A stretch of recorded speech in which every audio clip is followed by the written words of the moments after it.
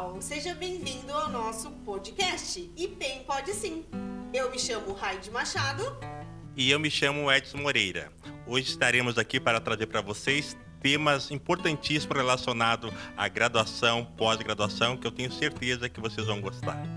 É isso aí, seja bem-vindo ao nosso podcast.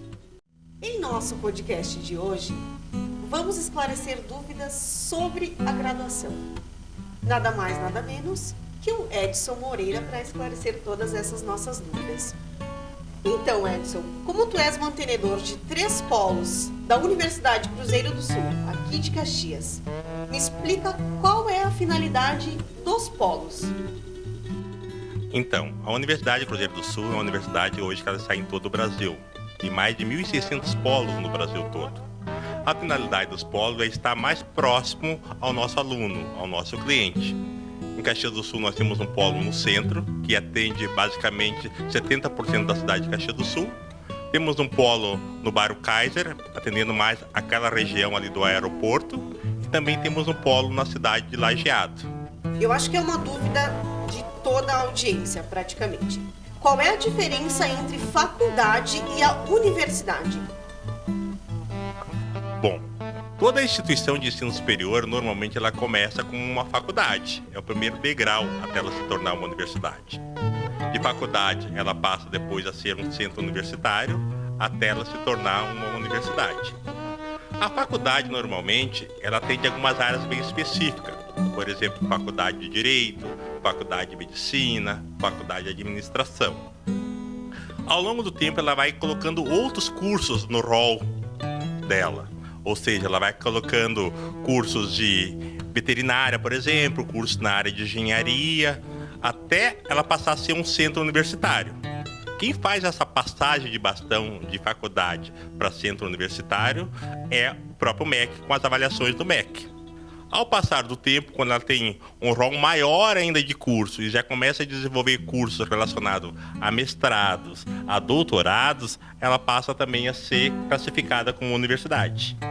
Hoje em Caxias do Sul, para você ter uma ideia, nós só temos uma universidade física, né? As demais são faculdades ou centros universitários. Falando em questão de cursos, me explica qual é a diferença entre tecnólogo, técnico e graduação, Edson. É uma dúvida muito grande, principalmente para aquele aluno que está saindo do ensino médio, né? Isso é uma classificação dada pelo MEC. O curso técnico é aquele curso normalmente que o aluno ele faz junto com o ensino médio. Ele está cursando o ensino médio e ele se quer qualificar para uma determinada profissão e ele acaba fazendo um curso técnico. A característica do curso técnico é de curta duração. Normalmente o curso técnico tem entre 1 ano e meio a 2 anos. O curso tecnólogo já é para quem já tem o ensino médio concluído e quer fazer então um curso superior. Então tecnólogo hoje é um curso superior, tá? Dá diploma de curso superior, o aluno depois ele pode fazer uma pós-graduação, mas ele é bem específico numa determinada área. Na graduação, por exemplo, tu pode se formar ou na parte de licenciatura, ou na parte de bacharelado, né? Ou na parte também de tecnólogo, que são todos cursos de graduação.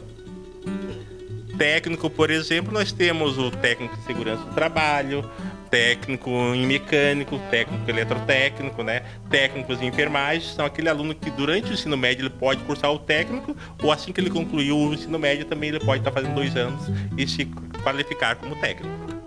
E me diz uma coisa, o que é vestibular, Edson? E para que ele serve? Vestibular, na verdade, é um processo seletivo. Antigamente existiam as universidades e elas não tinham salas disponíveis, condições de estrutura disponível para atender muitos alunos. Então eles faziam o vestibular para fazer uma seleção de alunos para que os melhores alunos realmente pudessem cursar o curso superior. Mas na verdade é porque eles não tinham estrutura física para atender tantos alunos. Hoje, com o advento do EAD, os vestibulares estão se reduzindo, talvez no futuro até seja extinto. Ou seja, porque o EAD pode estudar em todo o Brasil, né? Milhares de alunos podem estudar, não depende mais tanto da estrutura física. Mas ainda o vestibular também é utilizado hoje para fazer uma reciclagem daquele aluno que tem ou não condições de fazer um curso superior. Normalmente os vestibulares hoje, principalmente a nível de EAD, ou é uma redação, né?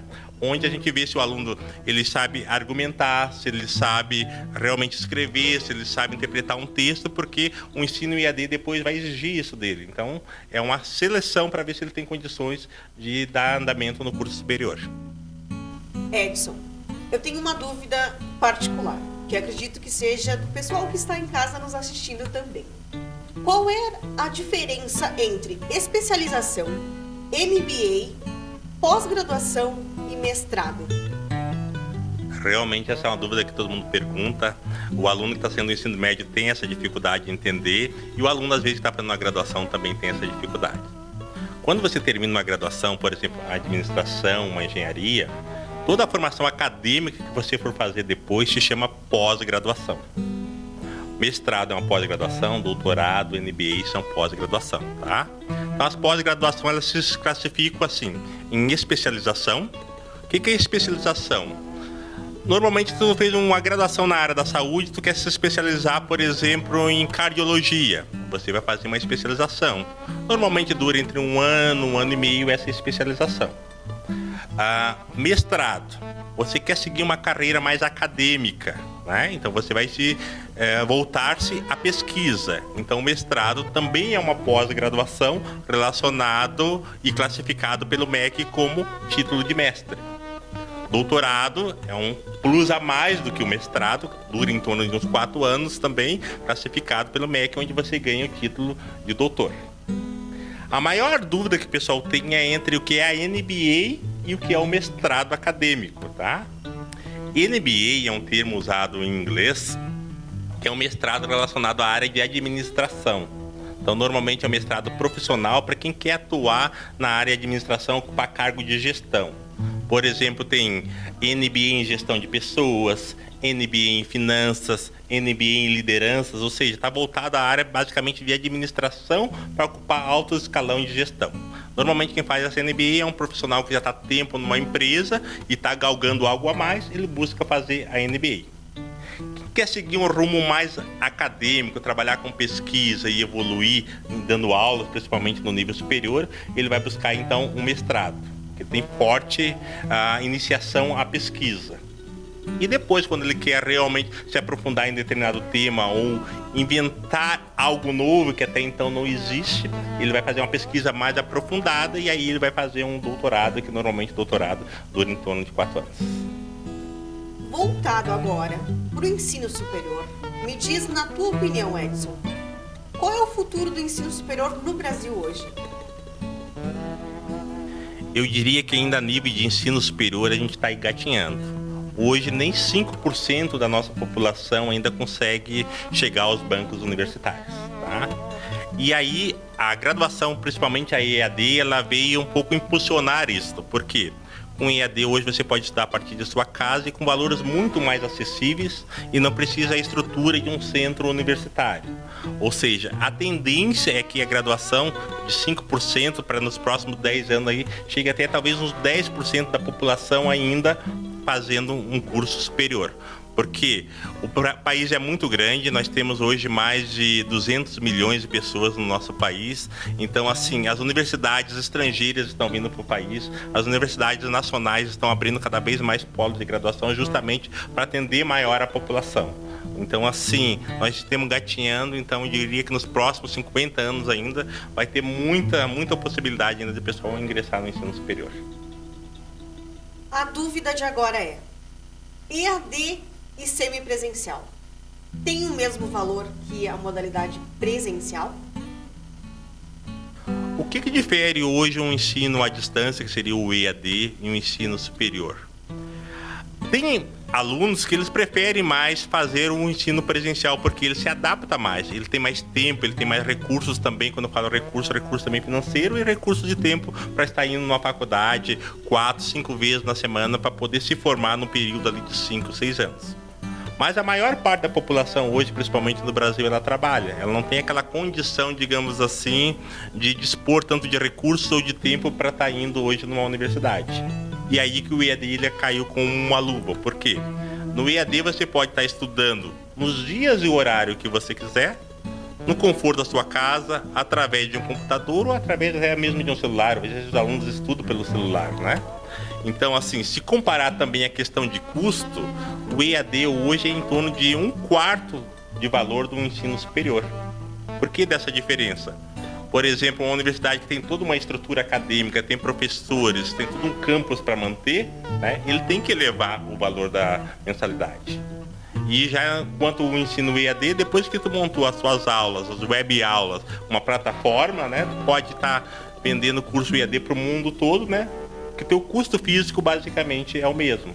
Por isso que hoje, entre custos e benefício, o EAD está tomando conta, né? E está atingindo a maior parte da população brasileira.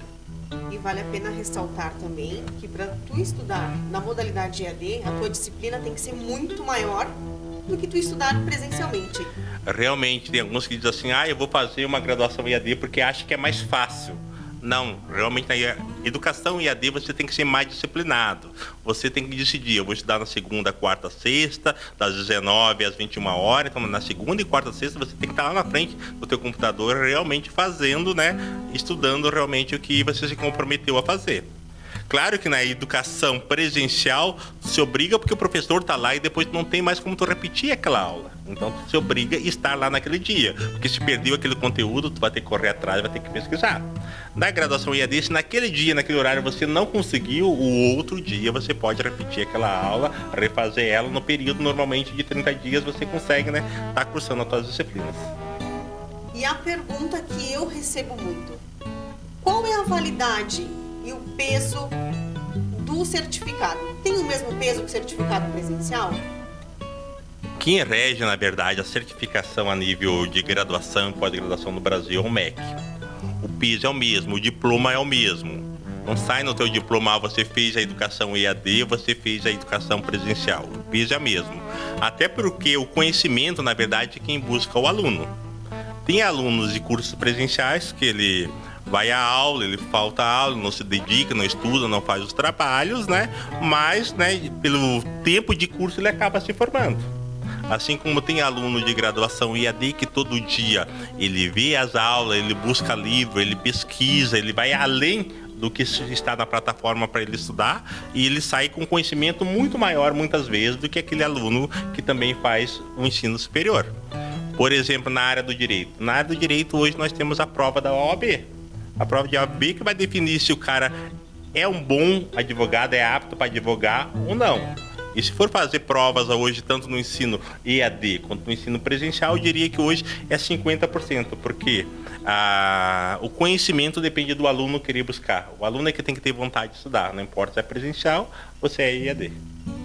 Tu me citou o Edson, me falaste ali sobre o MEC.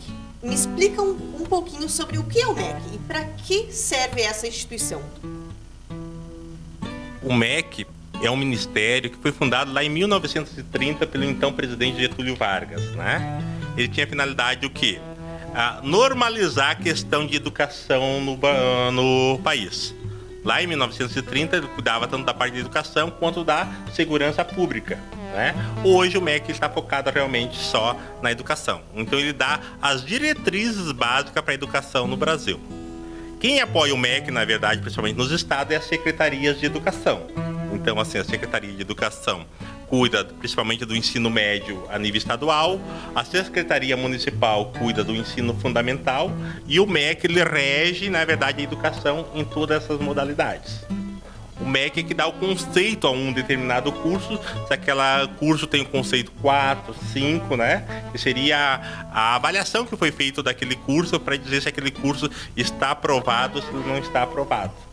A maioria dos alunos, muitas vezes, quando ele quer buscar um curso, uma graduação superior, ele tem que se preocupar em saber qual conceito esse curso tem no MEC. Por exemplo, tem curso que tem conceito 2 até o conceito 5. O conceito 5 é o conceito máximo no MEC.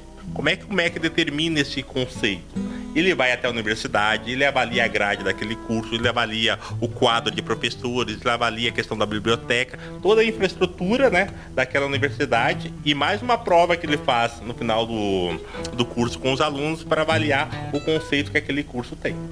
Não tem nenhuma universidade que tem conceito 5 no MEC. O curso tem conceito 5 no MEC. O curso de administração poderá ter o conceito, o curso de engenharia poderá ter o conceito, o curso na área da saúde poderá ter o conceito. Na universidade, esse é o curso que tem o conceito no MEC. Em relação à graduação, eu acho que todos os alunos tiveram essa dúvida, eu inclusive tive, tá? Qual graduação escolher? Como a gente faz esse procedimento? Quais são as maneiras, os métodos que podem nos ajudar a escolher uma graduação que a gente fique ok, que a gente fique satisfeito lá no futuro? Essa é uma pergunta bastante difícil, por quê? Porque isso aí é a nível mundial, né? O jovem tem que entrar no mercado de trabalho muito cedo e fazer escolhas muito cedo. Então um jovem normalmente ali com 16 anos, muitas vezes já está apto a entrar num curso superior, né? E aí ele tem que tomar uma decisão. Muitas vezes ele é influenciado pelo pai ou pela mãe que segue uma determinada profissão e acaba, né, induzindo o jovem a seguir essa profissão. Às vezes ele pode gostar daquilo, ou às vezes não, está fazendo aquilo por obrigação e depois ele se torna um aluno formado mais frustrado, né? Então eu diria assim, o interessante seria, pelo menos para o aluno que está terminando o fundamental, iniciando o ensino médio, ele fazer alguns cursos, ele vê o que ele se identifica, ele fazer alguns cursos para ver se realmente ele gosta daquilo. Hoje o jovem diz assim, eu gostaria muito da tecnologia, eu gosto de TI. Então vai fazer um curso de informática, vai fazer um curso de programação, para ver se realmente você se identifica com aquilo no ensino médio, para depois fazer uma graduação nessa área. Eu gosto mais da área da saúde. Vai fazer um curso técnico de enfermagem primeiro, para ver se realmente você gosta da área da saúde, tem paixão por aquilo, para depois ir fazer o curso. Eu conheço pessoas que dizem assim, eu adoro bichinho, eu quero ser veterinário, né? A hora que ele viu uma cirurgia do bichinho ali, ele desmaia. Então ele não pode fazer uma graduação de veterinário se ele não consegue, né, lidar com isso. Então assim, faça curso, experimente antes de escolher a tua graduação. Outro meio é tu visitar empresas, tu conversar com professores, com profissionais da área que tu sonha, para ver se realmente aquilo te atende. Se brilhar os teus olhos, siga esse caminho. Se não brilhar, pensa um pouco mais, nem que atrasa um ano a mais na escolha, né? Porque isso muitas vezes vai decidir o teu futuro. Podemos estar citando, então, a Feira das Profissões, que a maioria das universidades, enfim, das faculdades, ofertam para os alunos? Isso, normalmente chega no mês de outubro, novembro, as universidades levam para o ensino médio feiras de profissões, né? Para o aluno entender um pouquinho das profissões. Outra questão muito interessante que todos os alunos deveriam fazer, principalmente no segundo e terceiro ano de ensino médio, é um teste vocacional, um teste de perfil. No teste vocacional, ele vai ver se ele tem aptidão para que área. Daqui a pouquinho tu tem uma aptidão que é a área da saúde, mas tu tem aptidão totalmente para lógica. Aí você vai avaliar, ponderar o que brilha mais, o que você realmente gostaria de fazer mais, né, para você seguir. O que mais acontece hoje, principalmente nas nossas universidades a nível de Brasil, é o aluno começar no primeiro semestre, no segundo semestre ele querer trocar de curso, porque ele não se identificou com aquele curso, né? Ainda bem que ele fez essa troca no início, não deixou chegar no meio do curso ou no final do curso para fazer essa troca. Então assim, faça teste vocacional, visita empresa, conversa com profissionais da área, faz curso na área antes de tomar a decisão de realmente fazer aquele curso superior. Aí você vai até o final. E o mais importante de tudo, né? Iniciou um, vai até o final. Às vezes o pessoal está fazendo um curso, está pensando no segundo ou no terceiro, ele quer trancar e pular para o outro. Não, se forma primeiro num, ainda você vai estar jovem com 25, 26, 27 anos, você pode fazer o segundo, o terceiro, daqui a pouquinho pode chegar aos 40, 50 anos ali com 5, 6 de graduação, como muitos têm, né? Agora, Edson, vamos falar um pouquinho sobre investimento. Nem todo mundo hoje em dia podemos, né, na verdade, pagar uma faculdade, enfim. Eu quero saber a diferença entre o ProUni e o programa do FIES. O ProUni, na verdade, é um programa do governo, né, que tenta levar a universidade, busca levar a universidade para todos.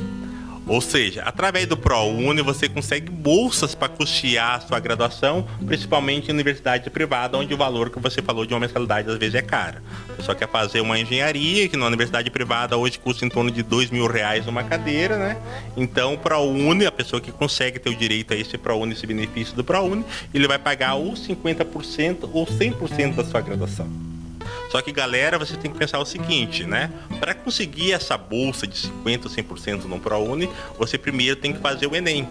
E eu vejo hoje, Rádio, que a maioria da garotada no ensino médio, elas fogem do Enem, elas não querem fazer o Enem. Porque às vezes não vê a importância do Enem. Se eles vissem a importância do Enem, eles iam fazer um preparatório para o Enem, eles se esforçar mais para tirar boas notas do Enem. Porque a nota do Enem é que vai garantir uma bolsa dele no ProUni, a bolsa dele no SISU, que é um outro programa governamental, né? E uma bolsa dele também no FIES, tá?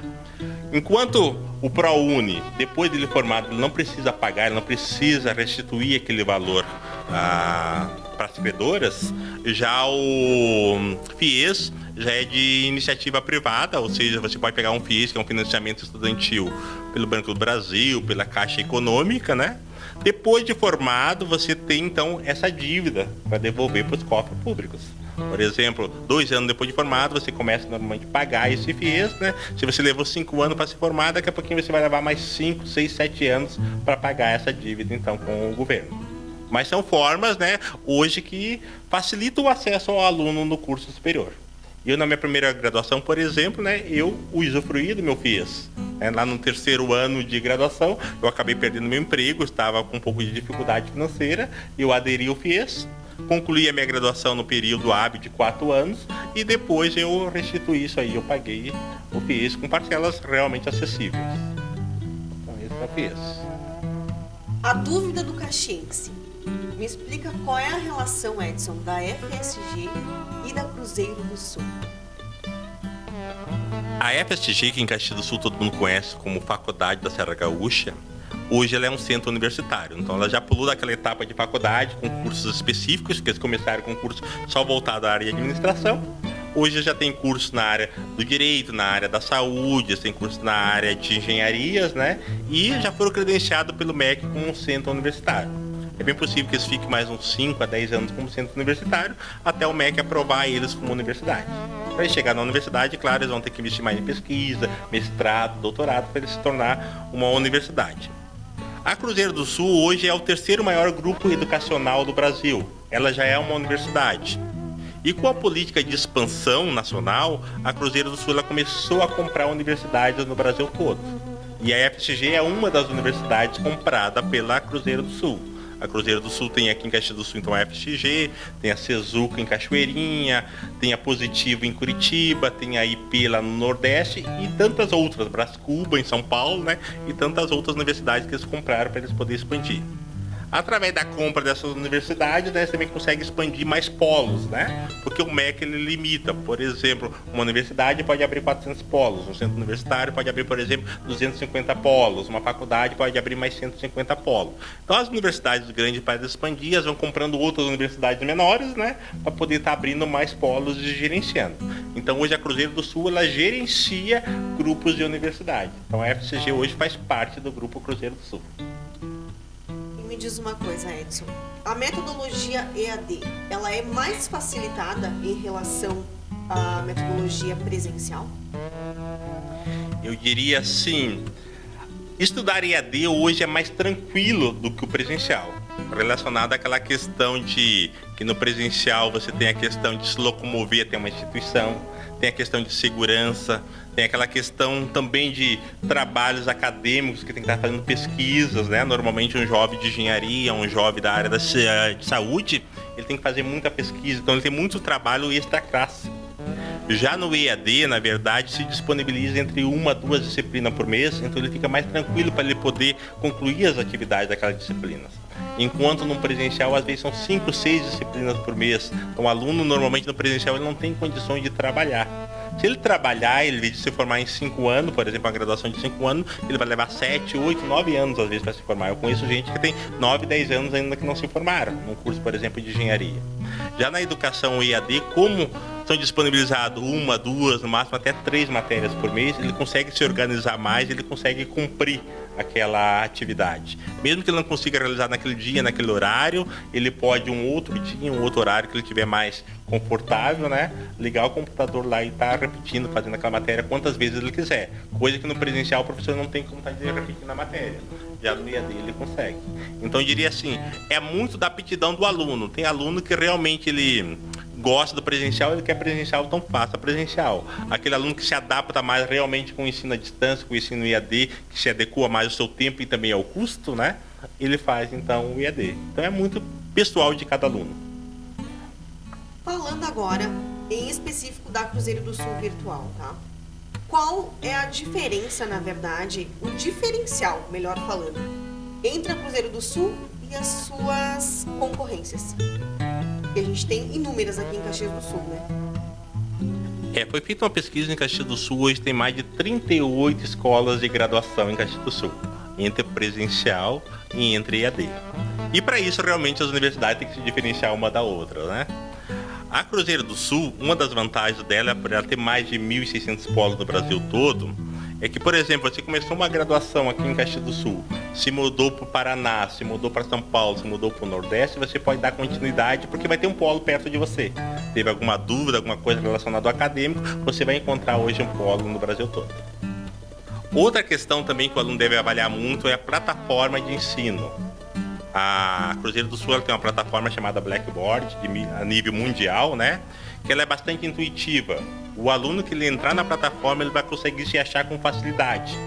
Embora também a Cruzeiro do Sul ela disponibiliza aulas inaugurais, onde tem vídeos mostrando como é que funciona toda a plataforma, toda a área do aluno, facilitando para aquele aluno que está iniciando, que já muitas vezes faz tempo que parou de estudar, né? Ele compreender como é que ele vai estudar e qual é a metodologia. Então isso também é um diferencial. Outra questão é realmente o polo estando próximo do aluno, o aluno ele pode estar tirando dúvidas acadêmicas direto no polo. Hoje, por exemplo, tanto na região do Kaiser, quanto na região aqui do centro de Caxias do Sul, em Lajeado, o aluno ele pode ir direto lá no polo, tirando dúvidas sobre notas, tirando dúvidas sobre a própria disciplina em si. Daqui a pouquinho ele tem alguma dúvida administrativa, documentação, ele pode ir direto no polo, que o polo vai estar fazendo essa ponte entre o aluno e a universidade. Então isso é um grande diferencial. Sem contar também, né, no preço bastante competitivo em relação à grande maioria. Embora eu sempre falo que preço não é valor. Muitas vezes as universidades, né, o aluno em si, ele quer o menor custo, né? Só que tem que pensar, o menor custo mais benefício, porque se também ele tiver só custo e não tiver benefício, ele começa uma graduação e depois ele para, porque ele não vai ter assistência, né, daquele polo, não vai, aquela universidade às vezes não tem aquela estrutura adequada para esse aluno. Então ele tem que buscar sim um preço de acordo com a realidade do mercado e mais também benefícios, né, em estar fazendo essa graduação nessa instituição, para que ele não se arrependa depois. Falando agora nas graduações que elas exigem o estágio, me explica um pouquinho, me fala um pouco mais como funciona essa parte do estágio, que eu acho que é a dúvida da maioria das pessoas. Estágio, para o aluno entender, o pessoal em casa entender, existem dois tipos de estágio. O estágio é aquele chamado estágio acadêmico, tá? E o estágio profissional. O estágio acadêmico é aquele estágio que já está sendo exigido na grade curricular do curso dele. Por exemplo, o aluno faz enfermagem, ele tem que fazer um estágio acadêmico, porque ele está apto a atender depois os clientes. Se ele nunca entrou dentro do hospital, se ele não conhece a rotina do dia a dia, como é que ele vai atender, né, o público dele? Então ele precisa fazer um estágio.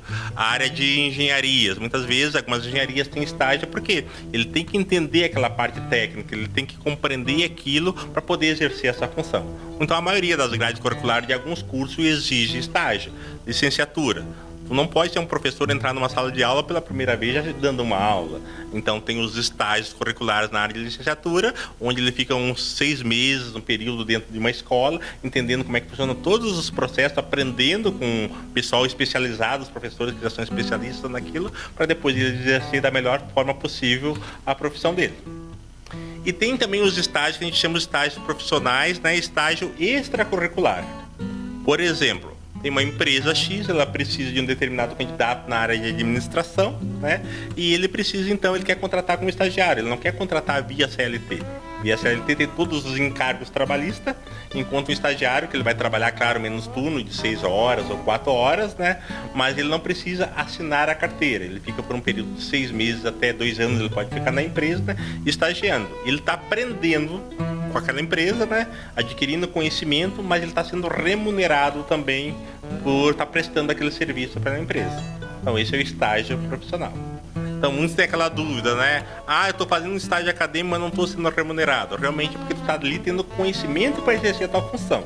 Agora, quando é um estágio remunerado que a empresa está solicitando aquele colaborador, ela te remunera por esse serviço que você vai estar prestando. E além de prestar serviço, você está adquirindo conhecimento. Chegamos ao fim de mais um podcast IPEM Pode Sim. Até o próximo programa e lembre-se que você pode sim.